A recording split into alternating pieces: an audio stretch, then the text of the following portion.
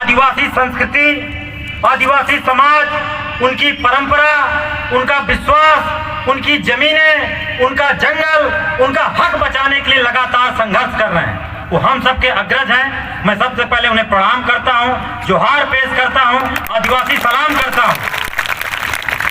और भारतीय tribal party, भारतीय फिलिस्तीन टाइगर सेना के राष्ट्रीय अध्यक्ष हमारे बड़े भाई महेश भाई वसावा, बीजेपी के महासचिव हमारे बड़े भाई राज भाई, और मंच पर आसीन हमारी कोकिला बहन, शकुंतला बहन, और भारतीय ट्राइबल पार्टी बीजेपी के तमाम नेता, और इस धूप में दूर जिलों से, गांव से चल करके हमारे बीच यहाँ पर आए हुए हमारे नौजवान साथी, हमारी माताएं, बड़े बुजुर्ग, आप सबको मैं जय भीम करना चाहता हूँ, आदिवासी सलाम पेश करना चाहता हूँ, जोहार करना चाहता हूँ।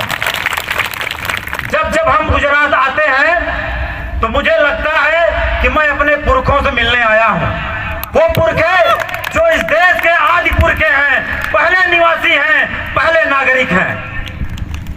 और आज जब गणतंत्र दिवस, देश का 72वां गणतंत्र दिवस हम लोग मना रहे हैं, और इस सभा में, इस सम्मेलन में सारे आदिवासी एकजुट होकर के अपनी आवाज बुलंद कर रहे हैं, तो इस आवाज को देश दुनिया तक पहुंचाने वाले जो हमारे मीडिया के साथी हैं, वो उनको नहीं लगता कि आदिवासियों की आवाज को भी देश दुनिया के कोनों में जाना चाहिए।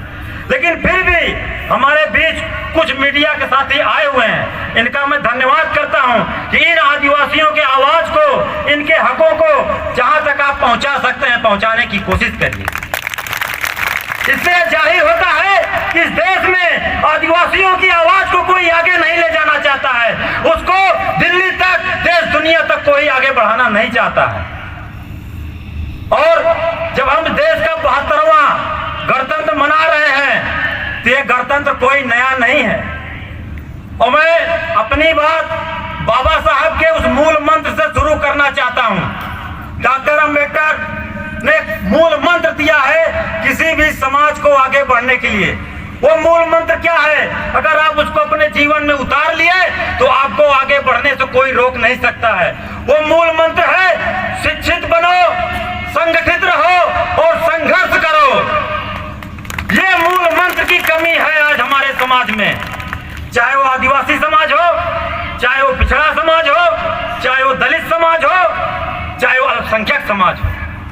शिक्षित नहीं है, इसलिए आपको अपना इतिहास नहीं पता है।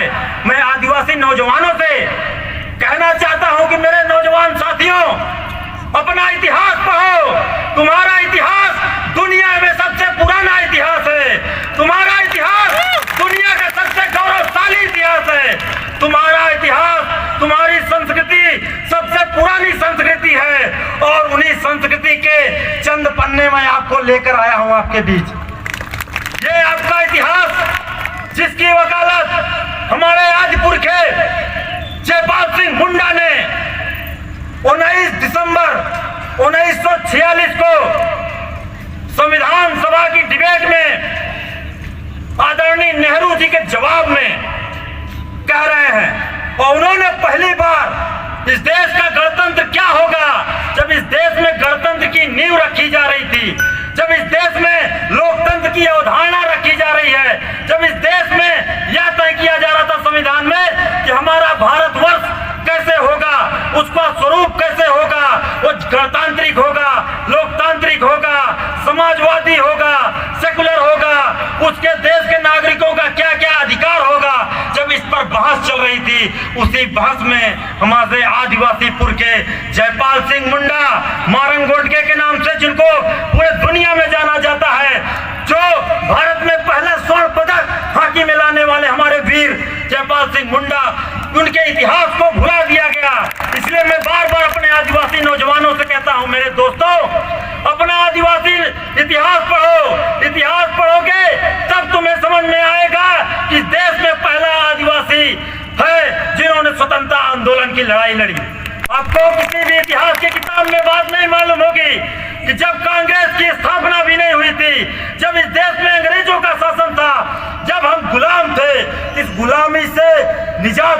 लिए, इस गुलामी के खिलाफ पहला आवाज, पहला विद्रोह किसी ने किया तो हमारे पुरखे तिलका मांझी ने किया। 1750 में जब कोई देश में आजादी का आंदोलन नहीं चल रहा था, कोई आजादी नहीं मांग रहा था, तब तिलका मांझी ने झारखंड में पहाड़िया आंदोलन, जबरा पहाड़िया का आंदोलन इतिहास में जाना जाता है। लेकिन इतिहास की किताबों में मेरे नौजवानों आपको पढ़ने के नहीं मिलेगा, आपको एनसीईआरटी की किताब में भी पढ़ने को नहीं मिलेगा, आपको गुजरात के किताबों में भी यह बताया जाएगा कि देश की आजादी के पहला विद्रोह 1957 में मंगल पांडे ने किया।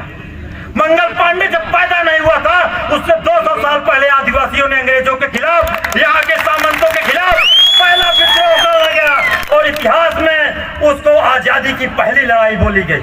लेकिन इस इतिहास को गायब कर दिया गया, और जिसके इतिहास को गायब कर दिया जाता है उसका समाज को भी गायब कर दिया जाता है। इसीलिए आज धीरे धीरे आदिवासियों की भी संस्कृति, आदिवासियों का समाज, आदिवासियों की कल्चर, आदिवासियों को विश्वास और आदिवासियों को देवी देवता कुल देवी है, उनको भी खत्म किया जा रहा है। इसलिए आप अपना इतिहास पढ़ो, और उसी इतिहास में जब हमारे गुजरात से हमारे आदिवासी नौजवान और हम सब उस आंदोलन के, केवड़िया बचाओ आंदोलन के साथी हैं, हम दिल्ली से आपके समर्थन में आए हुए हैं कि आदिवासी बचेगा तभी ये दुनिया बचेगी, तभी ये दुनिया बचेगी। और मेरे बुजुर्गों, मेरी माताओं, आपको मैं बताना चाहता हूं कि आज आदिवासी नौजवान पढ़ेगा तो समझ पाएगा कि यूनाइटेड नेशन में, विश्व के संगठन में, संयुक्त राष्ट्र में ये आवाज उठ रही है, दुनिया के वैज्ञानिक ये कह रहे हैं, दुनिया के डॉक्टर ये कह रहे हैं कि अगर आदिवासी नहीं बचेगा तो ये दुनिया ज्यादा दिन तक नहीं चल सकती। रिसर्च आ गए हैं, और हम लोग चूंकि पढ़ने लिखने वाले लोग हैं, हम लोगों को जेएनयू जैसे संस्थान में पढ़ने का मौका मिल गया है, इसलिए जब हम रिसर्च करते हैं तो आज विश्व संगठनों द्वारा आदिवासियों को बचाने के लिए पूरे दुनिया में फंड दिया जा रहा है, और यह कहा जा रहा है कि आदिवासी बचेगा तो देश का जंगल बचेगा, आदिवासी बचेगा तो देश की जमीनें बचेगी, आदिवासी बचेगा तो पीने का पानी मिलेगा और सूंघने की हवा मिलेगी। ये इतिहास आपको नहीं पता होगा। जब आप शिक्षित बनोगे तो आप अपना इतिहास जानोगे, और जब आप संगठित रहोगे तो कोई भी शासन, कोई भी निजाम, जिस तरीके से केवड़िया में आपको बेदखल किया गया, 121 गांव के आदिवासियों को उजाड़ दिया गया, उनके इतिहास से हटा दिया गया है, उस विनाश के खिलाफ आप संगठित होकर के लड़ पाएंगे। जब तक शिक्षित नहीं बनिएगा, संगठित नहीं होगा। और हम सब की ये बार बार हमारे आदरणीय छोटू भाई बसावा, महेश भाई, कल रात हम लोग चर्चा कर रहे हैं कि हम संगठित हो गए तो हमारा कोई बाल भी बांका नहीं कर पाएगा, यही कमी है। और हमें पूरे जिले में, पूरे गांव में अपनी एकता और अपनी आवाज को बुलंद करना था। और मैं कह रहा हूं कि केवड़िया का जो विस्थापन है, पहला विस्थापन नहीं है। यह विस्थापन मैं आपको इतिहास में बताऊंगा, सबसे पहला विस्थापन सिंधु घाटी सभ्यता में हुआ 6000 साल पहले। 6000 साल पहले यह बात जयपाल सिंह मिंडा पार्लियामेंट जब जो है संविधान बन रहा था, उस समय कह रहे थे। मैं उनकी चंद लाइनें आपको पढ़ कर सुनाना चाहता हूँ।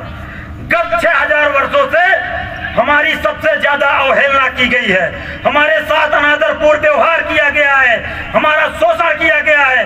हम सिंधु घाटी के इतिहास को, और सिंधु घाटी इतिहास का एक बच्चा जयपाल सिंह मुंडा जो मैं बोल रहा है संविधान सभा में, यह स्पष्ट बतलाता हूं कि आप लोग विदेशी हैं, आप लोग बाहर से आए हुए हैं, और आपको किसी ने बुलाया नहीं है, आप इस हमारे धरती पर जबरन घुस के आए हैं। ये बात साफ समय के संविधान में बोली जा रही है, और वो बात इसी से कहते हैं कि हमें सिंधु घाटी सभ्यता के जंगलों की तरफ खदेड़ा गया है। पहला विस्थापन 6000 साल पूर्व आदिवासियों का हुआ है। ये इतिहास आप लोग जानिए, और जब तक इतिहास नहीं जानोगे, आप अपने पुरखों का संघर्ष, उन्होंने जो खून बहाया है, उन्होंने जो शहादत दी है, उन्होंने जो अपनी कुर्बानियां इस देश को बचाने के लिए दी है, आप समझ नहीं पाएंगे। और इसलिए जो विस्थापन केवड़िया की जो लड़ाई है, वो नई लड़ाई नहीं है। और ये सब जानते हैं कि आदिवासी आज आपस में बटे हुए हैं, और आदिवासी में जाति व्यवस्था नहीं है, ये जाति